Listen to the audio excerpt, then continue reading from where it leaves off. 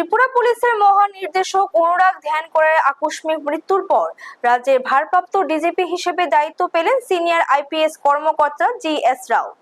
রাজ্য সরকারের সাধারণ প্রশাসন দপ্তর থেকে জারি করা এক নির্দেশে জানানো হয়েছে, বর্তমানে অতিরিক্ত পুলিশ মহানির্দেশক পদে কর্মরত 1999 ব্যাচের আইপিএস কর্মকর্তা জি.এস. রাওকে অবিলম্বে ডিজিপি তথা হেড অফ পুলিশ ফোর্সের দায়িত্ব দেওয়া হয়েছে। সরকারি নির্দেশ অনুযায়ী 1994 ব্যাচের আইপিএস কর্মকর্তা অনুরাগ ধ্যান করে মৃত্যুর পর ডিজিপি পদটি শূন্য হওয়ায় আপাতত এই দায়িত্ব জি.এস. রাওকে দেওয়া হয়েছে। পরবর্তীতে নির্দেশ না দেওয়া পর্যন্ত তিনি ভারপ্রাপ্ত ডিজিপি হিসেবে দায়িত্ব পালন করবেন। রাজ্য ক্যাডারের সিনিয়র আইপিএস কর্মকর্তাদের মধ্যে জি.এস. রাও অন্যতম।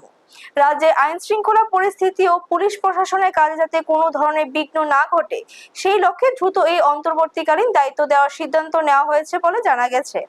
রাজ্যপালের আদেশক্রমে সাধারণ প্রশাসন দপ্তর এই নির্দেশ জারি করেছে। পরবর্তীতে পূর্ণকালীন ডিজিপি নিয়োগের বিষয়ে রাজ্য সরকারের সিদ্ধান্ত নেবে বলে প্রশাসনিক সূত্রে জানা গেছে।